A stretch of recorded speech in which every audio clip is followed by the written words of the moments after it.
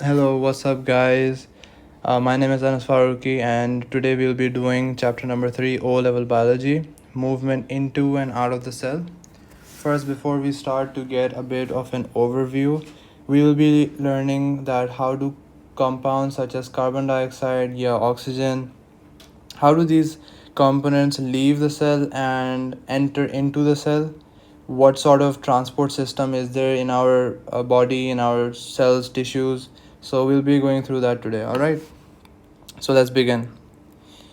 Cells need food materials which they can respire for energy used to build up their cell structure. They also need mineral oils, mineral ions, and water, which they play a part in chemical reactions. So basically, first they're saying that they're good sort of materials used in our body, like for energy, for respiration, and so on and so forth. And then finally, they need to get rid of substances like carbon dioxide. Carbon dioxide is like a byproduct of respiration, and that could be poisonous to the cell as well. So that it's not built up in the cell and it does not cause harm to the cell, we need carbon dioxide out of the cell, we need it out.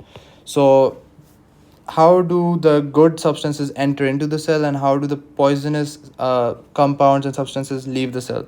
Substances may pass through a cell membrane either passively by diffusion or actively by some sort of active transport. Now we need to understand that what do they mean passively and actively. What they basically mean here is passively is referring to that there is no presence of ATP required, whereas active transport, as it said in the name, there is ATP. There's a use of ATP. So in diffusion, there's no ATP required, no energy required, basically no energy in diffusion. However, in active transport, there is energy required for the movement through the cell membrane. Usually it's through the cell membrane. All right, firstly, let's start with diffusion. What is diffusion?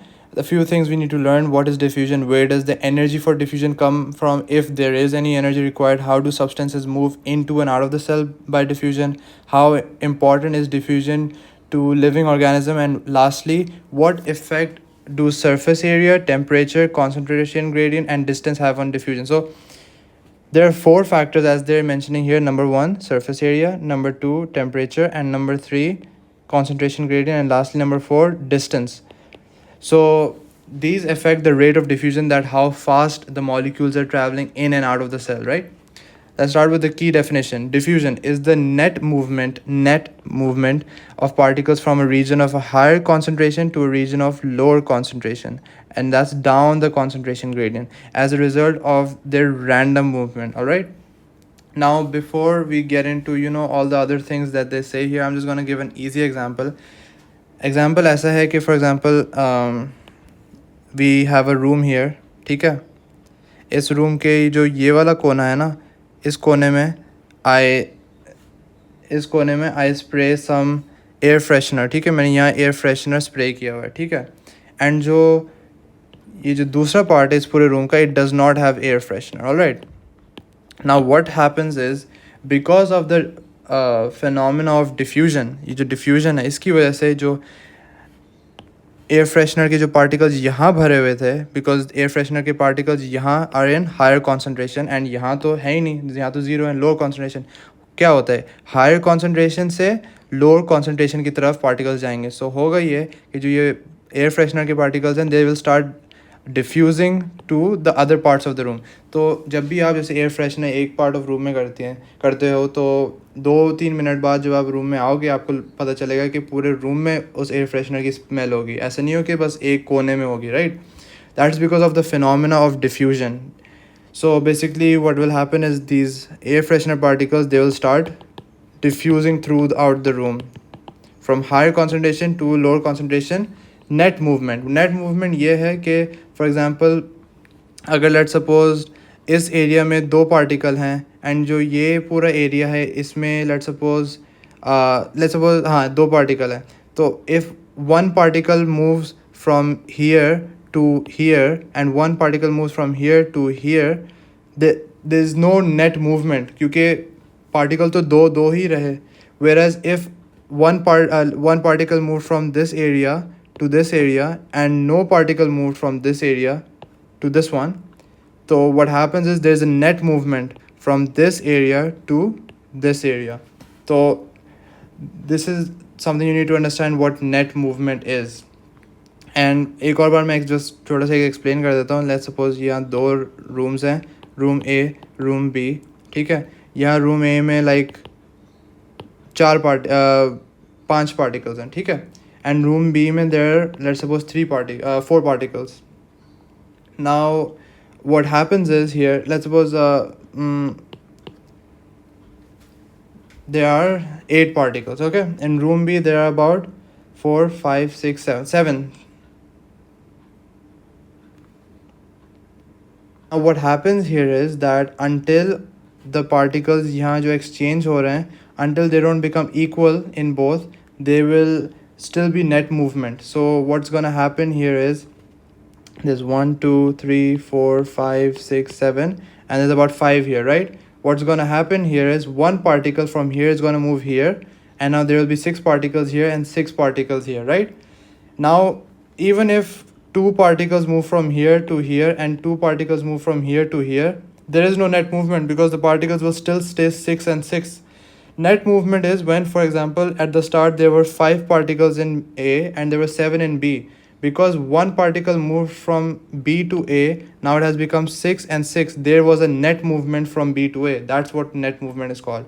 So once it's evenly distributed, then there's no net movement. So that's the whole concept of what net movement means, and you need to understand this. You can't just say particles move from higher to lower concentration gradient. You need to know that is the net movement of particles from a region of higher concentration gradient to a region of lower concentration gradient. And yeah, the molecules of gas like oxygen are moving about all time. So are the molecules of liquid or substance of sugar dissolved in water. As results in movement, these molecules spread throughout them. And here's an example what they have said. Let's suppose this part of the container has these many particles and there's no particles over here. So from higher concentration gradient to a region of lower concentration gradient, and once they're evenly spread out, evenly distributed, there will be no net movement. It could be possible from here, one moves here, one moves here, but then 2 move at the same direction. So there's no net movement, right? The process is called diffusion. One effect of diffusion is that the molecules of gas or liquid dissolved in substances will move from a region where there's a lot of them, to a region where there's none of them, or less, you could say, or less, a few of them, right? Until the concentration everywhere is the same. And once it is the same, there is no net movement. In most organisms, substances have to move through cell membranes. Some substances move through diffusion, and they have given it in the diagram as an example. Effect of concentration, diffuse. Okay, so this is the example what they have given. Here is the cell, here over here is the cell membrane, right? This is our cell membrane, and here over here these are O2 molecules, and over here inside the cell is also O2 molecules. One thing you'll notice is कि जो O2 molecules cell membrane के बाहर हैं, ये सारे हैं, there's more concentration of them compared to inside the cell. Look how few of them they are. So what will happen? The O2 molecules from outside will move into inside the cell. Why? Because outside O2 molecules are more and inside O2 molecules are less. So high to lower concentration gradient. So that's what the movement is going to be. And now you look, once they're evenly distributed, you can see that the equal amount of oxygen outside the cell, and inside the cell equal amount of distribution. So that's what basically is diffusion. Whether this will happen or not depends on the cell membrane. So one more thing you need to understand is it depends on the cell, whether if the cell membrane over here, the boundary around the cell, is going to let these molecules pass through and leave.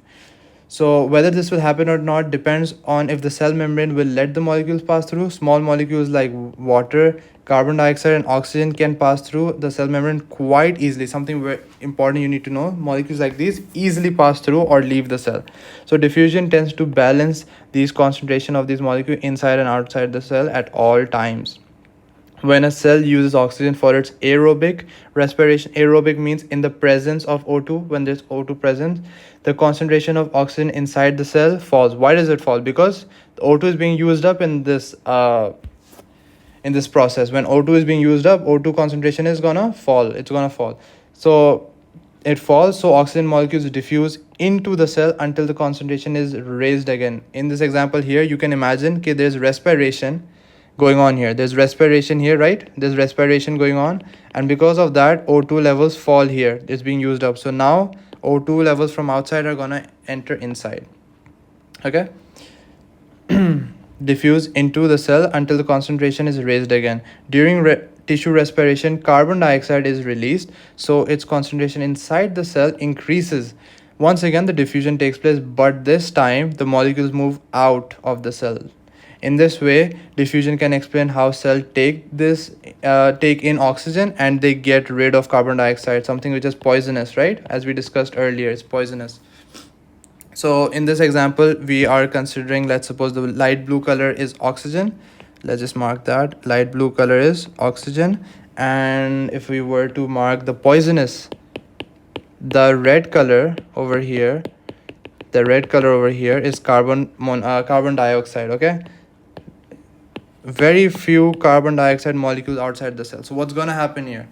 Respiration is taking place. Oxygen levels are dropping inside the cell. Inside the cell, oxygen levels are dropping. So what will happen? Oxygen from outside is going to move inside, and however, the carbon dioxide level, as you can see, carbon dioxide level which have elevated because of respiration, are now gonna leave the cell, because from the concentration of carbon dioxide is higher inside the cell compared to outside the cell. Carbon dioxide concentration is lower outside the cell. So from higher concentration gradient to a lower concentration gradient, and that's how they're getting rid of carbon dioxide, through the process of diffusion, and taking in oxygen through the process of diffusion. That's the basic understanding. Let's move on. The importance of diffusion and gases and solutes. Gases, most living things need reliable sources of oxygen for respiration. This moves into organism by diffusion down the concentration gradient. As we already know, small animals with large surface area to volume ratio get oxygen through their body surface. Large animals need gas exchange organs like lungs, as us human beings need lungs, or gills like in fishes, which provide large circulatory system to move oxygen. So oxygen needs to, of course, once you get it inside your system, it has to go to the cells to provide the oxygen, right? So you need two things. Number one, how does the oxygen get into your body? Number two, how is it transported into the cells, right? And then carbon dioxide released during aerobic respiration is removed in the same way. What's the way? From the cells, carbon dioxide is released, then it enters the circulatory system, and from the circulatory system it goes into the lungs, and from the lungs it's exhaled outside your body, right? Moving on. When it comes to plants, photosynthetic plants that perform photosynthesis, they need carbon dioxide for making food. For us, like for energy we need oxygen. For plants, they need carbon dioxide to make their food. This diffuses through the stomata. So firstly, carbon dioxide enters the stomata in the leaves. Then they enter into air spaces in the mesophyll cells, and then lastly they enter into palisade cells. So firstly, carbon dioxide enters into the stomata in the leaves. Next, it enters the mesophyll cells, and then lastly in the palisade cells, where it performs photosynthesis and where the carbon dioxide is used. And then, as a byproduct of this reaction of photosynthesis, oxygen is produced. So oxygen produced during photosynthesis, as well as water vapor from transpiration. Stream diffuses out of the cell leaf. So it's the same thing, same exact thing. What will happen? Oxygen is produced in the palisade cells. It moves into the mesophyll, and then from the mesophyll into the stomata, and then from the stomata it leaves the leaf, and then hence oxygen is transpired out of the leaf. Lastly, the rate of diffusion of water vapor depends on the temperature, humidity, and wind speed. So just like as we mentioned, diffusion depends on a few things, like over here, like diffusion depends on surface area, temperature, concentration gradient, distance, right? Just like that, the rate at which the water vapor diffuse out of the leaf depend on a few things as well: temperature, humidity, and wind speed. And this is later we're going to see in chapter number 7. Not now, it's not important as of now. Any oxygen needed for respiration, some produced by photosynthesis, and carbon dioxide produced some of it is used in photosynthesis, also diffuses through the stomata of the leaf. Anyways, we have done this. So that's mainly about what you have to understand about the starting of diffusion. All right, moving on. Something you also need to know is about nitrogen. We discussed about oxygen, carbon dioxide, how we use it, how we expel carbon dioxide out. We also need to know about nitrogen. Nitrogen is also another gas, which is in fact the most common gas in the atmosphere. About 78% of air is nitrogen. Nitrogen gas also enters the bloodstream by diffusion, but it's not used by the body. It is an inert gas, unreactive. Basically, it's not used. So normally it causes no problems. However, divers are at risk as divers swim deeper and surrounding water pressure increases. This raises the pressure in the diver's air tank. An increase in nitrogen pressure in the air tank results in more nitrogen diffusing into the diver's tissue. The amount of increasing the longer the diver stays at depth. Nitrogen is not used by the body tissue, so it builds up. When the diver begins to return to the surface of the water, the pressure decreases and the nitrogen can come out of the solution, forming bubbles in the blood. If the diver does not go if the diver goes back to the surface too quickly, these bubbles can block the blood flow and become stuck in joints, resulting in conditions like decompression, sickness, or the bends unless the diver goes up slowly. Okay, so basically what they're saying here is, number one, nitrogen is the most common gas in the atmosphere, all right? And it, in fact, while you inspire, not only oxygen is inspired, but nitrogen is also inspired, but it's not used up in our body because it's unreactive gas, it's an inert gas, and it enters into our bloodstream by diffusion, all right? Now, what we need to know here is, when does it become harmful? It becomes harmful in situations like when divers go deep diving into the sea, and जब वो deep diving जाते हैं, उनके जो air tank में oxygen होता है, सिर्फ ऑक्सीजन तो नहीं होता, उस एयर टैंक में नाइट्रोजन गैस भी होती है. Now what happens here is, because as the diver swims deeper, the surrounding water pressure increases. So let me give you an diagram so you understand. For example, there is this diver over here, and he is in water, right? He's deep into the water. He's deep in the water, and he has a cylinder on his back, this air tank on his back, all right? This air tank over here, it has nitrogen. It's not that harmful, but what happens is, as he goes deeper into the water, the water pressure around him is so high, that puts pressure on the air tank. There's so much pressure now coming onto the air tank. What happens to this is, since there's pressure around the air tank, the pressure inside the air tank increases. So in all, जो nitrogen का pressure है ना, वो air tank में बढ़ जाता है. तो होता ये है, जो air, let's suppose this is the air tank, and ये जो नाइट्रोजन है, एंड जो let's suppose these are like the nitrogen के जो पार्टिकल्स हैं, these are gonna be, they're gonna have more pressure, they're gonna hit the walls with more pressure, क्योंकि जो बाहर से प्रेशर आ रहा है उतना ही प्रेशर फिर अंदर भी लग रहा है, ठीक है?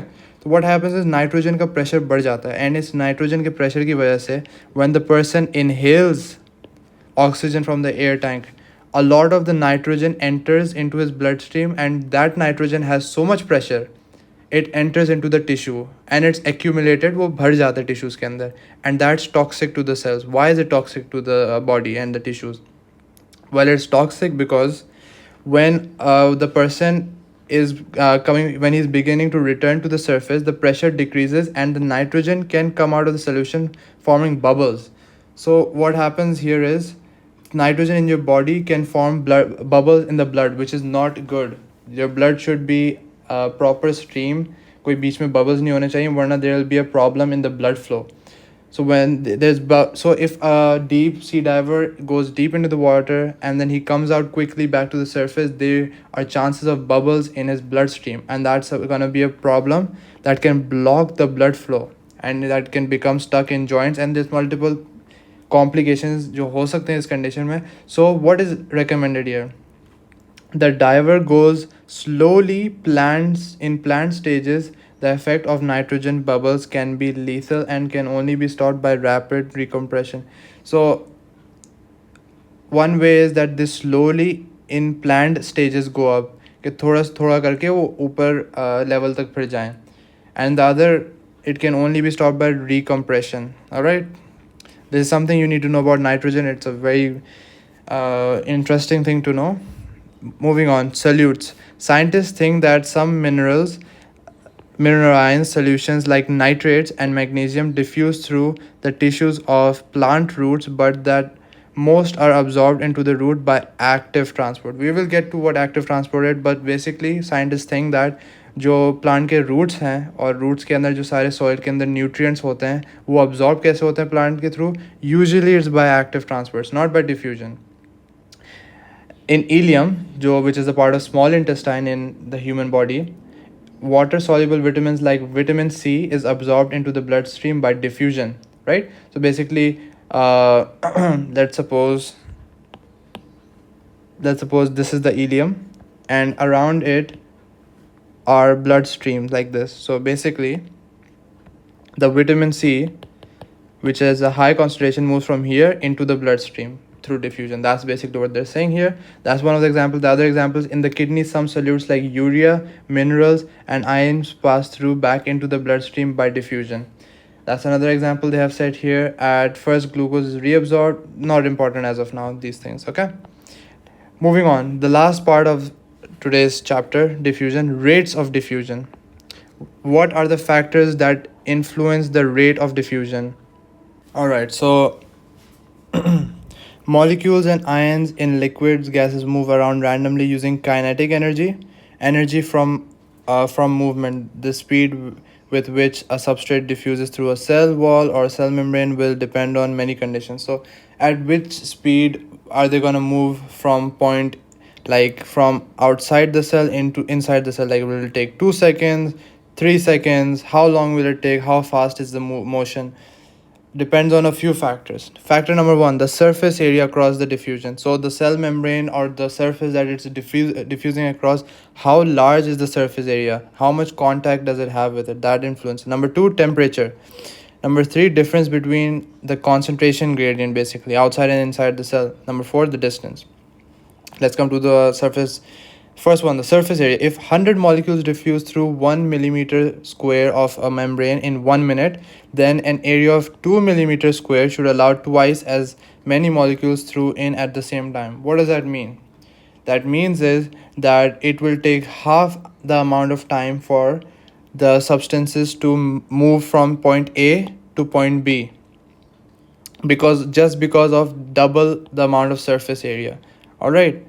So let's suppose 100, let's suppose as they were saying, okay, so basically let's suppose out of 100 of these molecules at 1 millimeter square, 50 of them were moving across the cell membrane in 2 seconds. But when you made the surface area 2 millimeter per square, double the molecules moved across. 100 molecules moved across in 2 seconds through the cell membrane. So that's what you need to know. If you increase the surface area, the rate of diffusion increases. All right, that's the main takeaway you need to have. So the rate of diffusion into the cell depend on the cell surface area. A larger surface area will result in a faster diffusion. Cells which are involved in rapid absorption, like those in the kidney, in the intestine, often have their exposed surface membrane formed into hundreds of tiny projections like microvilli. These increase the absorption of surface to make diffusion faster. Now you may say, how does this increase the surface area, right? Let's suppose a particle was moving through over here. Let's suppose a few particles are moving through over here. And let's suppose over here, this had no villi, right? Let's suppose there were no villi. It was just a straight border up here, okay? Just imagine it was just a straight border. No villi, no tiny projections, as you can see. These microvilli are these tiny projections. Do you see these tiny projections? These are the microvilli, right? So what happens is these particles have more to contact with the microvilli, with the surface membrane. How do they have more to contact? If I look closely, and if you look closely, you can see that this can contact this surface this surface. Even on the opposite side it can contact. There's so many surfaces it can contact. However, if a molecule were to contact on a plain straight surface, it can just contact straight. It does not have much area of contact. So when the surface area increases, it helps in absorbing, and it helps in diffusion, right? So as the surface area increases, the diffusion rate also increases. And here's an example, like microvilli, which are present in intestines. They help in absorption, right? The shape of the cell will also affect the surface area. For example, cell in 3.4 has a greater surface area than cell, even though they both have the same volume. Exactly. If you look here, both of them have same volume, right?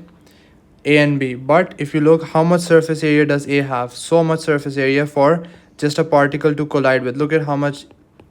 If one particle over here wanted to collide, it can go here. It can contact with so many surface areas. However, if you look on this side, there's really limited amount of surface area provided. So as the more surface area there is present, the more faster, and or the you could say the more quicker the diffusion occurs. Okay, that's one thing clear. Now moving on, we will get to the worked example, but next thing is temperature. An increase in temperature gives molecules and ions more kinetic energy that allows them to move faster, so this process of diffusion speeds up. So how does temperature influence? If temperature increases, the kinetic energy within the molecules, they also increase. Just like when we say, like if अगर हम जो पानी है उसको boil करते हैं, अगर pan पे हम पानी को बॉयल करते हैं तो जो पानी के मॉलिक्यूल्स हैं they start moving faster and more faster, right? Why do they move faster? Because they gain kinetic energy, they gain energy. Just like that, when molecules they gain energy, they diffuse faster. So diffusion, if temperature increases, rate of diffusion also increases, right? Number 3, concentration gradient. The greater the difference in the concentration of a substance on either side of a membrane, the faster it will diffuse. The difference is called a concentration gradient. If a substance on one side of the membrane is steadily removed, the concentration gradient stays the same. When the oxygen molecules enter the red blood cell, they combine with hemoglobin, which takes them out of the solution, so the concentration of free oxygen molecules inside the cell is kept very low, and the concentration gradient for oxygen stays the same. So it's not really important what they're talking about here. I'm just going to give you an example of what they mean. Let's suppose here's a container, all right, and here's an imaginary line in between the container, all right. Let's suppose that there are 1, 2, 3, 4, 5, 6, 7 air particles on A side of the container, and there are 3 particles on B side of the container. Compared to another container over here, let's make another one. All right, let's draw an imaginary line in between them. All right, so A had how many? 7, B had 3. Whereas if I were to compare, A has 7 and B has like 5. Since the concentration gradient, or you could say the difference between 7 and 3, what's the difference between 7? 7 minus 3, how much do we get? We get 4. So 4 is the difference. Whereas if you do a 7 minus 5 over here, the difference you get is 2. So what's a big greater difference, 4 or 2? Of course 4. So since the difference is greater in 4, the rate is going to be faster. The more the difference, the more the rate of diffusion. So the rate of diffusion will increase with a increase in difference of concentration gradient. When there's a difference in concentration gradient, when there's an increase in difference in concentration gradient, there will be an increase in rate of diffusion as well. All right, rate of diffusion will increase with increase in concentration gradient difference. So that's what you need to learn. Lastly, distance. Cell membranes are all about same thickness, but plant cell walls vary with their thickness and their permeability, how easily materials pass through them. Usually have thicker walls, they slow down the rate of diffusion. When oxygen diffuses through the alveoli of the lungs into the red blood cell, it travels through the cell membranes of the alveoli, the blood capillaries, and All right, I will just make this simple for you. What they basically mean is, in animal cell where there's only a cell membrane present, let me draw something over here. Yeah, in animal cell where there's only like a cell membrane over here, this is a cell membrane is only present, it's easier for oxygen molecules or carbon dioxide molecules to enter and leave the cell, right? There's only one boundary and it's a very thin layer boundary. Let's suppose the thickness of this is 2 millimeter, just for for the sake of it, for example purposes. However, if we have a plant cell, right, if we have a plant cell, the plant cell has a cell membrane and on top of it it has a cell wall as well. So now look at the thickness. If we plus the cell membrane, which is 2 millimeter, plus the thickness over here, this thickness of the cell wall, let's suppose it's 10 millimeter, it gives us a total of 12 millimeter of thickness for the oxygen to pass through or the carbon dioxide to exit the cell. So what's easier for something to enter in?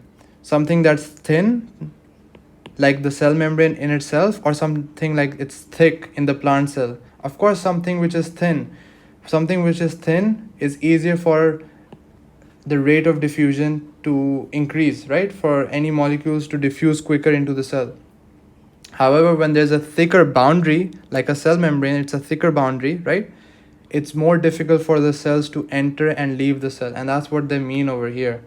Because the plant cells vary with thickness and permeability. Permeability, what does permeability mean? It means how easily something could pass through the cell. That's what basically permeability means. How easily materials pass through them, right? Usually the thicker the wall, the slower the rate. So as the cell wall is thicker in plant cell, the slower the rate. When oxygen diffuses through alveoli has only cell membrane. There's only one layer. So that's why it's easier and it's faster for oxygen to diffuse through the alveoli into the from the lungs into the alveoli. It's like, that's why it's easier. And then they pass through into the capillaries, into and then later into red blood cell. But you don't need to know this as of now.